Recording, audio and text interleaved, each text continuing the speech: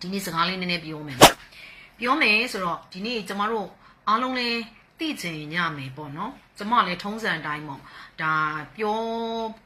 ဖို့ရှိတော့ပြောရမှာပေါ့နော်ပြောရမှာပေါ့ဆိုတော့ကျမတို့ဒီနေ့သတင်းလေးတစ်ခုရှိတယ်သတင်းလေးတစ်ခုကဘာဖြစ်လဲဆိုတော့မလ17ရက်နေ့ရက်စွဲနဲ့ကျမတို့ဒါဒီရန်ကုန်တိုင်းရွှေလုပ်ငန်းရှင်များအသင်းကနေပြီးတော့မှဒါကျမတို့ဒီ YGE ကနေပြီးတော့မှထုတ်ပြန်လိုက်တဲ့ကျမတို့အရောဒလက်ခနှုံးထားအသစ်တွေပေါ့နော်ဆိုပြီးတော့မှအဲ့လိုမျိုးလေးနဲ့ဆိုပြီးတော့မှကျမတို့ဒါညွှန်ကြားချက်ကလေးထွက်လာတယ်ပေါ့နော်ဆိုတော့ညွှန်ကြားချက်လေးထွက်လာပြီးတော့မှဒါထုတ်ပြန်ချက်ဒီမှာဘာပါတယ်လဲဆိုလို့ရှိရင်တဲ့ရွှေဆွဲသီးတို့ရွှေနဂတ်တို့ရွှေကလစ်တို့ရွှေလက်စွပ်ရွှေလက်ကောက်ရွှေဆွဲကျိုးနဲ့ရွှေဟန်းချင်းဖုချင်းပေါ့စားတဲ့လက်ဝတ်ရတနာတွေကိုအမျိုးအစားတွေခွဲပြီးတော့တဲ့အမျိုးအစားအလိုက်ကျမတို့ရောဒလက်ခနှုံးသားတွေကိုတတ်မှတ်ကြောင်းဖော်ပြထားပါတယ်တဲ့အဲ့တတ်မှတ်ချက်ဒီမှာတဲ့ရွှေဆွဲသီးနှစ်ပဲတင်နဲ့နှစ်ပဲအောက်အတွက်ကိုအရောဒတပဲတရွေးတဲ့ရွှေချိန်ကနှစ်ပဲအတင်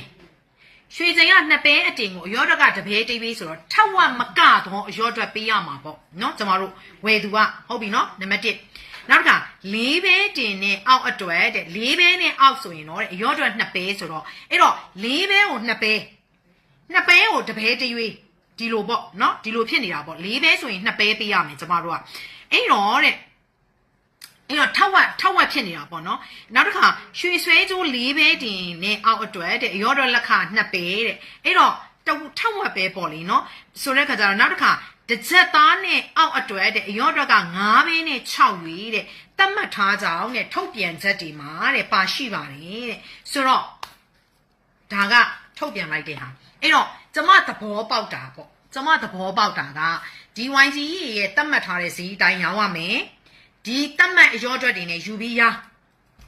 ဒီလိုပြောတယ်နော်โอเคဒါဆိုရင်ကျမတို့က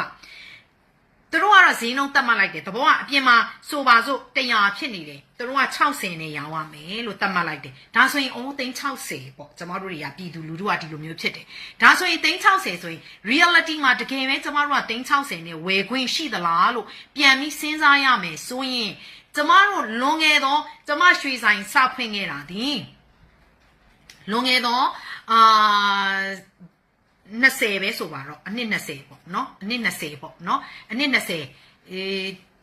ရှိပြီပေါ့အနှစ်20ရှိပြီဘာဖြစ်လို့ဆိုတော့ကျမသားပဲဟာရှိပြီဆိုအနှစ်20ရှိပြီလွန်ခဲ့တဲ့အနှစ်20ရဲ့ကျမတို့ဖြတ်တန်းလာတဲ့တလျှောက်ပေါ့ဒီနေ့ဒီချိန်ထိဖြတ်တန်းလာတဲ့တလျှောက်ဒီမတိုင်ခင်နေမှာကျမတို့ကအရောဒလက်ခဘလို့ယူတယ်လဲဆိုလို့ရှိရင်ရွှေတပဲပေါ့မောင်းဝင်းလေးတွေဆိုရင်အရောဒကျမတို့က2ရွေးဒီလောက်ယူတယ်အဲ့တော့ကျမတို့2ပဲတို့3ပဲတို့ခုနလိုမျိုး2ပဲတို့လက်စွပ်ကလေးတွေဆိုရင်ကျမတို့ကအရောအတွက်4ရွေးယူတယ်နော်လက်စွပ်ကလေး mostly လက်စွပ်တွေဆိုရင်ကျမတို့ကအရောအတွက်4ရွေးယူတယ်လက်ကောက်တွေဆိုလို့ရှိရင်ကျမတို့က4ပဲကနေ6ပဲအထိကိုကျမတို့ကအရောအတွက်4ရွေးပဲယူတယ်ဗတ်ပြားပြောင်လက်ကောက်ဆိုလို့ရှိရင်ဆက်ဖြတ်လက်ကောက်ဆိုလို့ရှိရင်4ရွေးပဲယူတယ်နော်အဲ့တော့ရွှေတစ်ချက်သားဆွဲကြိုးတကုံးဆိုရင်အရောအတွက်ကျမတို့ကတပဲ6ရွေးယူတယ်အရန်ဆန်းပြဘရက်တွေပါတွေကြတော့မှကျမတို့က2ပဲတို့2ပဲတရွေးတို့ဒီလိုမျိုးလေးယူတယ်ပုံမှန် mostly ဒီကျမတို့ကတပဲ6ရွေးပဲယူတယ်အဲ့တော့အခုကကြတော့ရွှေတစ်ချက်သားဆွဲကြိုးတကုံးကိုတဲ့အရော့က9ပဲနဲ့6ရွေးယူမယ်တဲ့ဟုတ်ပြီနော်အဲ့တော့2ပဲတန်ပစ္စည်းတစ်ခုကိုတဲ့အရော့ကတဲ့တပဲနဲ့တရွေးယူမယ်တဲ့4ပဲတန်ပစ္စည်းတစ်ခုကိုတဲ့အရော့က2ပဲယူမယ်တဲ့ဆိုတော့အဲ့တော့ကျမကဒီခုနကဒီအသင်းကြီးတွေကတတ်မှတ်လိုက်တဲ့ရွှေဈေးနှုန်းအဲ့ဒီရွှေဈေးနှုန်းဒီ reality တကယ်ပဲရွှေဈေးချတဲ့ရွှေဈေးနှုန်းကိုပြည်သူလူထုကဝယ်ခွင့်ရမှာမဟုတ်ဘူးဘာဖြစ်လို့လဲဆိုတော့ဒီအရော့ထွက်တွေနဲ့ပြန်ပြီးတော့မှတတ်မှတ်ပေးထားတာဒီအရော့ထွက်တွေဒီမတော်မတရားအရော့ထွက်တွေဖြစ်သွားပြီအဲ့တော့ဘာထူးလဲဆိုတော့ရွှေဈေးကိုအရော့ထွက်နဲ့ထိန်းထားတာပဲရွှေဈေးကတော့60ဒါပေမဲ့အဲ့ဒီကဝေသူကပေးရတာဒီပုံမှန်အရင်တော့ကတစ်ချက်သားကိုတပဲ6ရွေးပေးရတာကိုအခု9ပဲနဲ့6ရွေးဆိုတော့ကျမတို့ဘလောက်တောင်ပြန်ပေးရလဲဆိုရင်9ပဲနဲ့6ရွေးဆိုတော့ကျမတို့4ပဲတောင်ပို့ပေးရမယ်တမတ်သားပို့ပေးရမယ်အဲ့တမတ်သားဘာအတွက်လဲဆိုကျမတို့ခုနကအပြင်ဈေးနဲ့အတွင်းဈေးဆိုတဲ့ different ကွာဟနေတဲ့ရွှေဈေးကိုပြည်သူကပေးရတာဒါတော့မလုံနဲ့တော့ပြည်သူလူထုလည်းရွှေမလုံနဲ့တော့သိလား မလုံတဲ့တော့ဘူးအဲ့တော့မလုံတဲ့တော့ဘူးဆိုတာကိုကျမကဘာဖြစ်လို့ပြောလဲဆိုဒီလိုပဲတတ်မှတ်ရမယ်ဒါပဲဖြစ်တင်ဖြစ်တိုက်တယ်ဆိုရင်တော့ရွှေလုံးမဝင်နဲ့တော့အဲ့တော့ကျမတို့ကနှစ်ပင်းကိုအရောတပဲတရွေးပေးရမယ်ထားပါတော့နှစ်ပင်းကိုကျမတို့ကအရောတပဲပဲထားပါတော့အဲ့တော့နှစ်ပင်းဒီတပဲကို6သိန်းဆိုပါတော့နှစ်ပင်းဆိုရင်12သိန်း12သိန်းတန်ပစ္စည်းတစ်ခုကိုကျမတို့ကအရောတ6သိန်းပေးရမယ်ပေါင်း18သိန်းပေးရမယ်ပြန်ရောင်းရင်ကျမတို့က6သိန်းအလိုရှုံးမယ်ကျမပြောသဘောပေါက်လားရွှေအတင်းနှစ်ပင်းကိုကျမတို့ကရောတပဲပေးထားတော့တပဲကို6သိန်းဈေးဆိုပါစို့ဒါဆိုရင်နှစ်ပဲသားကိုလောက်တာဖြစ်တဲ့အတွက်ကြောင့်လို့ရွှေရဲ့ net အတတင်အလေးချိန်ကကျမတို့က12သိန်းကြမယ်ကျမတို့အဲ့ဒီ12သိန်းအတွက်ကိုကျမတို့က6သိန်းထပ်ဆောင်ပြီးပေးရမယ် plus tax တွေလာအောင်မယ် tax တွေထပ်ရှုံးမယ်နော် plus tax တွေလာအောင်မယ်အဲ့တော့ကျမတို့ကဒီပစ္စည်းနှစ်ပဲသားပစ္စည်းတစ်ခုကိုပြန်ရောင်းမယ်ဆိုလို့ရှိရင်12သိန်းအောက်ပဲကျမတို့ကရမယ်12သိန်းအပြည့်လေဒေချင်းရွှေပေါက်ဈေးဆိုရင်တော့မှရွှေဈေး different အကွာရဲ့အထင်ပြက်လို့ဘာဖြစ်လို့ညာဖြစ်လို့ဆိုတာနေရဲ့ခုနက tax တွေဆိုတာတွေရဲ့ minus တွေနှုတ်လိုက်လို့ရှိရင်12သိန်းအောက်ပဲပြန်ရမယ်ကျမတို့ခုနပေးထားတာဒီ18သိန်း plus ပေးထားတာဖြစ်တဲ့အတွက်ကြောင့်မလို့ကျမတို့ရွှေဈေးဘလောက်တက်မှကျမတို့ဘလို့တွေတက်မလဲအဲ့တော့ရွှေသည်အခြေခံလူရန်စွမ်းအတွက်အရင်လိုပတ်စံလေးရှိလို့မလို့စုထားခြင်းနဲ့လို့လုံးတင်တော့တဲ့ပစ္စည်းမဟုတ်ဘူးမလုံးနဲ့တော့အရင်တော့ကျမတို့တွေကမရှိတဲ့သူတွေ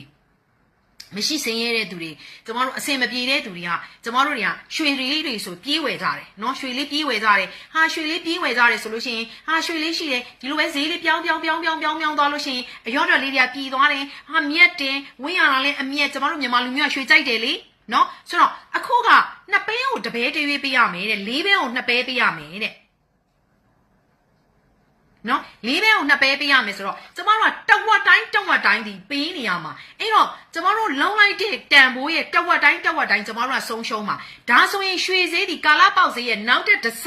တဝက်တက်တော့မှ300ရွှေဈေးဒီနောက်တဲ့350တက်တော့မှကျမတို့ကအရင်ရမယ်သဘောဖြစ်နေပြီ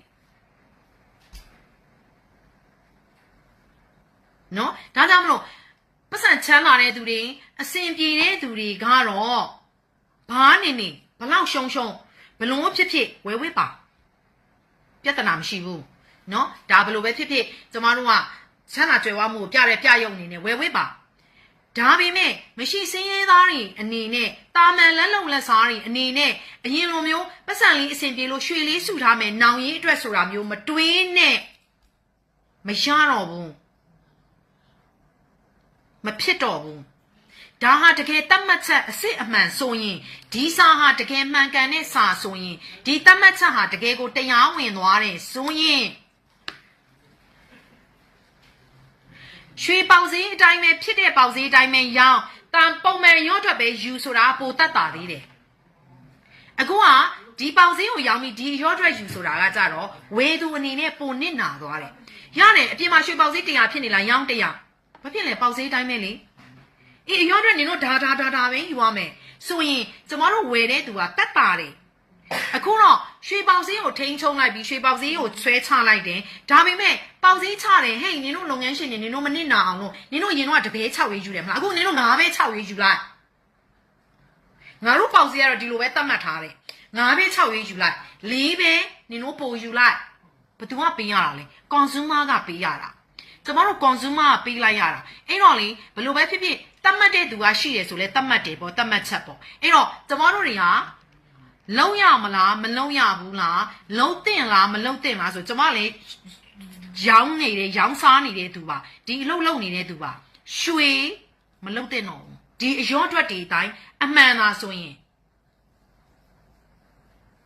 အဲ့တော့ဘယ်လိုမျိုးလေးလုံးတင်တယ်လဲဆိုရင်ကိုခောက်ကလေးတွေတပဲရနှစ်ပဲရအဲ့လိုလေးသာဝယ်စု